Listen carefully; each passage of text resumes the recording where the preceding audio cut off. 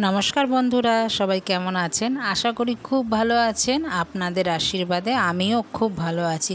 কাকুলি ব্লগে আপনাদের স্বাগত জানিয়ে আমার শুক্রবারের ব্লগটি শুরু করে দিলাম। আজ বন্ধুরা দ্বাদশী। তো আজ দ্বাদশী, যথারীতি ঠাকুর ঘরে চলে এসেছি। আবার আজকে তো ওয়ার্কিং ডে, দাদাও বেরোবে, মেয়েরও স্কুল আছে, আজকে মেয়ের পরীক্ষা। তো মেয়েকে তাড়াতাড়ি করে রেডি করে স্কুলে পাঠাতে হবে, দাদা দিয়ে আসবে। তো মেয়েকে পাঠিয়ে স্কুলে তারপরে চলে এসেছি চান করে ঠাকুর ঘরে। তো আজকে ঠাকুরকে আর আমার গোবিন্দকে আজকে ভোগ দেব না, কারণ সকালবেলা উঠে ওইখানে রান্না করেছি, আবার এইখানে এসে অনেকটাই দেরি হয়ে গেছে, প্রায় 12:30 বেজে গেছে।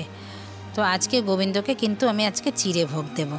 তো গোবিন্দকে সুন্দর করে মনের মতন করে সাজিয়ে নিয়েছি। ফুল তো পাওয়া যাচ্ছে না, মনের মতন বলাটা ভুল হবে, আমার মনের মতন করে সাজাতে পারছি না দুদিন ধরে ঠাকুরকে, কেন ফুল পাওয়াই যাচ্ছে না। যেটুখানি পাচ্ছি সেটুখানিতে মোটামুটি হচ্ছে, মনের মতন বলে ফেললাম। তো আজকে চিড়ে দিয়েই ভোগ দেব। গোবিন্দ কিন্তু চিড়ে ভোগও কিন্তু খুব ভালোবাসে। চিড়ে, দই, খই, কলা, মিষ্টি এগুলো দিয়ে আজকে ভোগ দেব। তো আমি গোবিন্দকে ভালো করে সুন্দর করে সাজিয়ে নিয়েছি। তারপরে এবার চিড়েটাকে ধুইয়ে দিয়ে দিলাম। একটু খেজুর দেব, খেজুর যা আছে ঘরে সাধ্য অনুযায়ী সেইটাই দিয়ে আমি গোবিন্দকে আজকে ভোগ দেব। প্রত্যেক বাড়ি তো দেখেছেন আমি অনেক রকম রান্না করে ভোগ দিই দ্বাদশীতে, আর আজকে দিলাম না। প্রথমত মেয়ের স্কুল ছিল, দুটো কাজ একসাথে করা যাবে না।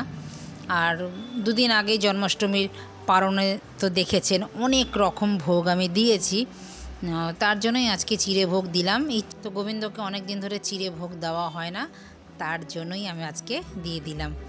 তো দিয়ে দিলাম খই, উখড়া, মানে আমরা তো বলি উখড়া, নাড়ু। গোবিন্দ যা সেবা নিতে ভালোবাসে সেগুলোই আজকে দিলাম। গোবিন্দেরই ইচ্ছা, গোবিন্দ যা ইচ্ছা করবে সেটাই হবে। চলুন তুলসী দিয়ে এবার গোবিন্দর সামনে দিয়ে দিই, এবার নিবেদন করব। সব দিয়ে দিয়েছি, এবার ধূপ দীপ জ্বালিয়ে নিই, গোবিন্দকে আরতি করব। প্রদীপটা জ্বালিয়ে নিলাম, এবার মোমবাতিটা জ্বালিয়ে নিলাম। ধূপকাঠি জ্বালাবো, ধূপ জ্বালাবো, আর পঞ্চপ্রদীপটা জ্বালাবো। তার জন্য মোমবাতিটা জ্বালিয়ে নিলাম সুবিধা হওয়ার জন্য। ধূপকাঠিও জ্বালানো আমার হয়ে গেল, প্রদীপ জ্বালানো হয়ে গেল। এবার মোমবাতি দিয়ে পঞ্চপ্রদীপটাও জ্বালিয়ে নিচ্ছি। এবার বন্ধুরা চলুন ভক্তি সহকারে আরতি করতে থাকি। আগে গোবিন্দকে নিবেদন করি যা যা দিয়ে ভোগ দিয়েছি। তো আমার সাথে আপনারা থাকুন, আরতিটা দেখতে থাকুন ভক্তি সহকারে। আরতির শেষে আপনাদের সাথে আবার কথা হচ্ছে, আবারও দেখা হচ্ছে। ভক্তি সহকারে চলুন আরতিটা দেখতে থাকি। আর কেমন লাগলো আমার গোবিন্দকে সাজানোটা সেটাও কিন্তু আমাকে কমেন্ট করতে ভুলবেন না। তো চলুন আরতি দেখতে থাকি।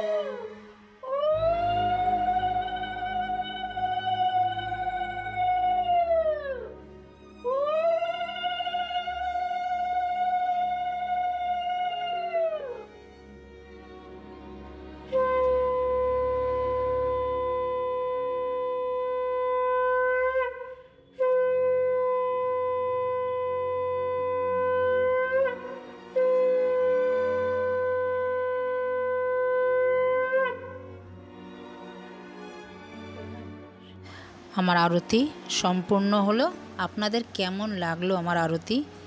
একজন আমাকে জিজ্ঞাসা করেছেন আমি কেন এখন একাদশীটা করি, দ্বাদশী কেন পালন করি। আমার ভালো লাগে তাই আমি করি। কেন করি সেটা আমি বলে বোঝাতে পারবো না আপনাদের। আর ভগবানকে ডাকা, এটা কিন্তু ছোটোবেলা থেকেই তো দেখে এসছি মাকে, রাধা গোবিন্দকে সেবা দিতে, গোপালকে সেবা দিতে।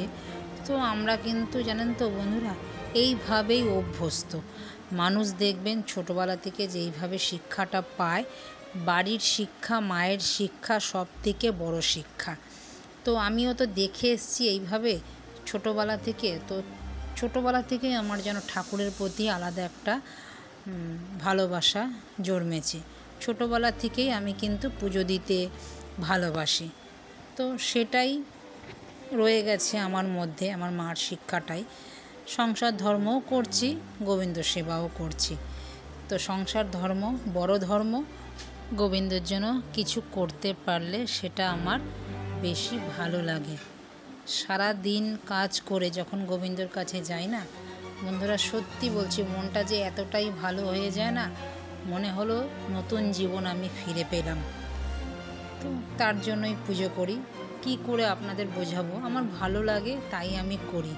এত কাজের শেষে তারপরে গোবিন্দকে যে আমি সময় দেই, এটাই আমার কাছে বড় পাওনা। গোবিন্দ আমার সাথী, গোবিন্দ আমার জগৎস্বামী। আমি এই নিয়েই চলতে ভালোবাসি আর এই নিয়েই আছি। তো বন্ধুরা এইটাই। তো বন্ধুরা ভিডিওটা আমি এইখানেই রাখবো। দেখা হচ্ছে শিগগিরই নতুন একটি ব্লগে। আর যদি এইরকম কৃষ্ণ ভক্ত যারা আছেন আমার মতন, তাদের যদি ভালো লাগে এই ব্লগটি দেখতে, তবে কিন্তু আমাকে কমেন্ট করবেন কার কার ভালো লাগে আমার একাদশী দ্বাদশীর পুজো দেখতে। তবে তো আমি উৎসাহ পাবো আপনারা যদি কমেন্ট করেন ভিডিও বানাতে, তাই না বন্ধুরা বলুন? তার জন্য ফেসবুক থেকে বন্ধুরা যদি দেখে থাকেন ভিডিওটা, পেজটিকে ফলো করবেন। ঘোষ ফুকন পেজ নামে খোলা আছে। আর ইউটিউব থেকে দেখলে চ্যানেলটি সাবস্ক্রাইব করে রাখবেন। তো দেখা হচ্ছে শিগগিরই নতুন একটি ব্লগে। ততক্ষণে সবাই ভালো থাকবেন, সুস্থ থাকবেন। আমার গোবিন্দ সবাইকে ভালো রাখবে। তো দেখা হচ্ছে শিগগিরই নতুন একটি ব্লগে। সবাই ভালো থাকবেন, সুস্থ থাকবেন। নমস্কার, টাটা।